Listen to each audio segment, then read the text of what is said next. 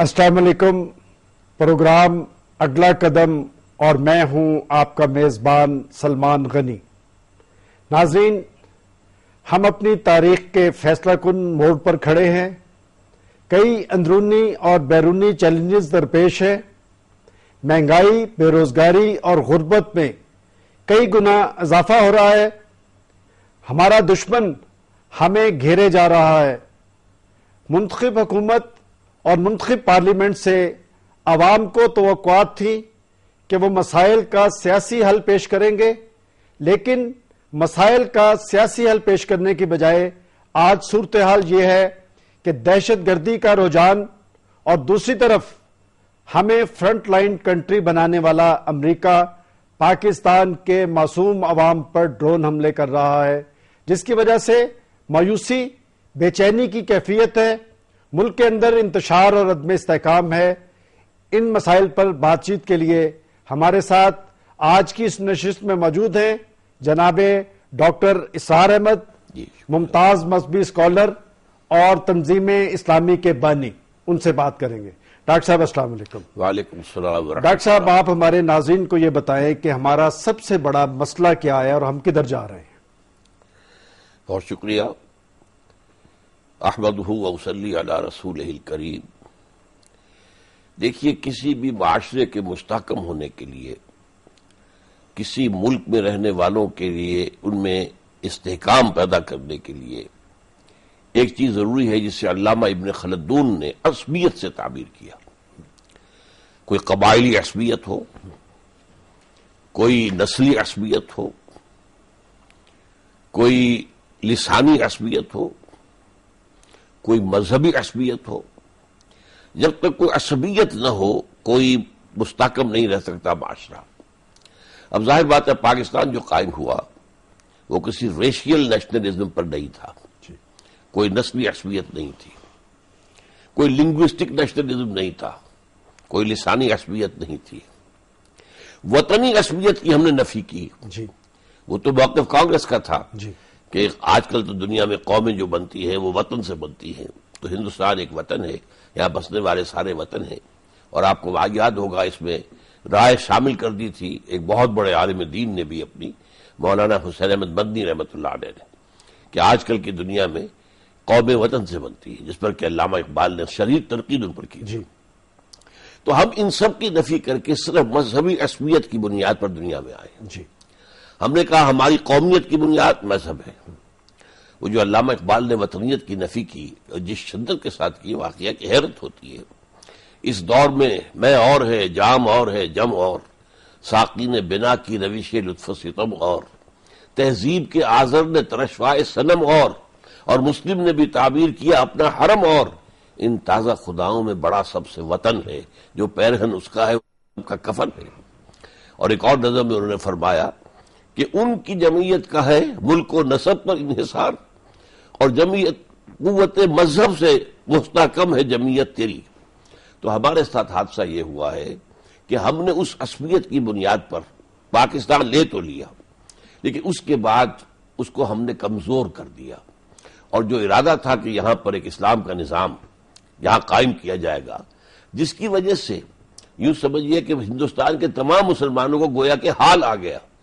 میں یہ سمجھتا ہوں کہ 1937 سے لے کر 1947 تک جو راگ الاپا ہے محمد علی جناح نے، اور جو میں بلکہ یہ بھی کہتا ہوں کہ جو قوالی گائی ہے، تو اس سے قوم کو حال آ گیا. ورنہ سوچئے یو پی والوں کا کیا انٹرسٹ تھا پاکستان سے، سی پی والوں کا کیا انٹرسٹ تھا، آپ مدراسیوں کا کیا تھا، بامبے والوں کا کیا تھا، لیکن سب نے مسلم لیگ کو ووٹ دیا 46 میں اسلام کے نام پر. آپ نے ٹھیک بات کہی کہ نظریے کی بنیاد پہ یہ ملک وجود میں آیا. ہم اکھڑے کہاں سے؟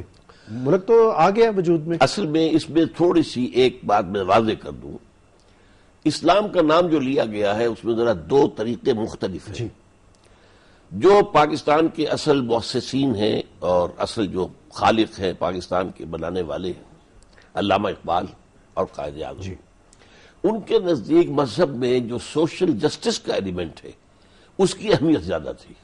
معاشی عدل و انصاف ہو، سیاسی عدل و انصاف ہو، سوسائٹل عدل و انصاف ہو، عدل و انصاف اسلام کا کہ جو اللہ تعالیٰ نے ایک نظام دیا ہے. اور لیکن یہ کہ دوسری طرف ظاہر بات ہے کہ اسی کے ساتھ کسی بھی نظام کو سپورٹ کرنے والا قانون ہوتا ہے، تو قانون شریعت کا وہ گویا کہ امپلائڈ تھا. ظاہر بات ہے نماز روزہ تو کسی کے نزدیک اختلافی تھا ہی نہیں، لیکن جن علماء نے ساتھ دیا تھا اور جن مشائخ نے تحریک پاکستان کا ساتھ دیا تھا، ان کی نگاہوں میں زیادہ اہمیت شریعت، قانون اور خاص طور پر جو شرعی سزائیں ہیں کہ جن کے ذریعے سے معاشرے کے اندر امن اور قائم ہوتا ہے، ان کی نگاہ میں اس کی زیادہ اہمیت تھی. یہ تھوڑا سا فرق ہے کہ جو موجود تھا جس کو ہمیں ماننا چاہیے. لیکن بدقسمتی سے ہوا کیا ہے، پاکستان بننے کے بعد ایک ہماری اس مسلم عصبیت کو تقویت دینے والا ایک ریئیکشنری ایلیمنٹ بھی تھا، ہندو کی دشمنی. جی ٹھیک. ہندو کی دشمنی سے یقیناً اس کے اندر ایک سپورٹ ملتی تھی ہمیں، اور اس کا ایک ریئیکشن جو تھا وہ اس کو ایڈ اپ کرتا تھا. پاکستان بننے کے بعد کیا ہوا، لکیر کھنچ گئی، ہندو ادھر ہم ادھر.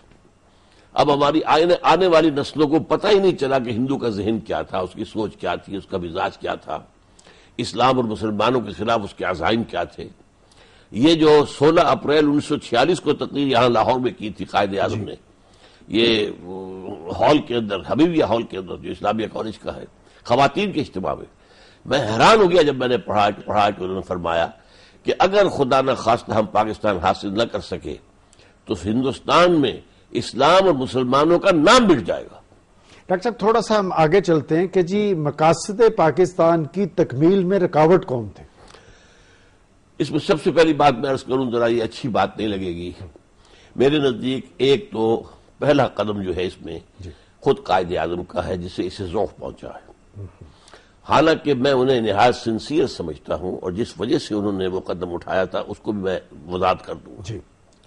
میرا انالیسس یہ ہے کہ قائد اعظم یہ سمجھتے تھے کہ ابھی پاکستان کی جڑیں مضبوط نہیں ہیں، ابھی پاؤں پر کھڑا نہیں ہے.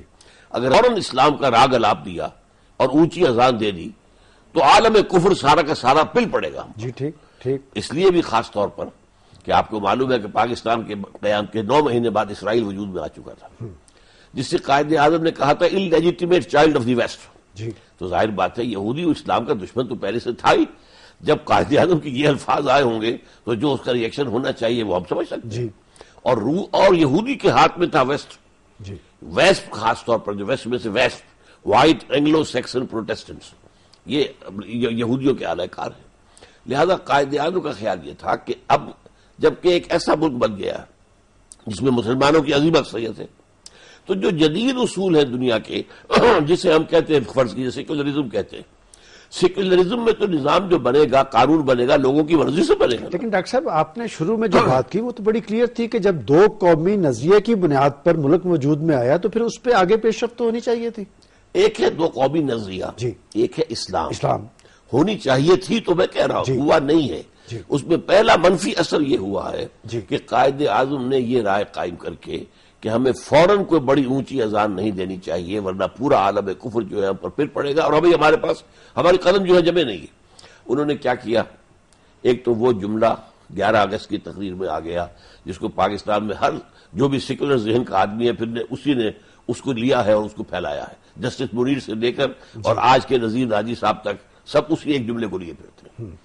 نمبر 2 کیا کیا، ہندو کو بنا دیا لا منسٹر اور قادیانی کو بنا دیا فارن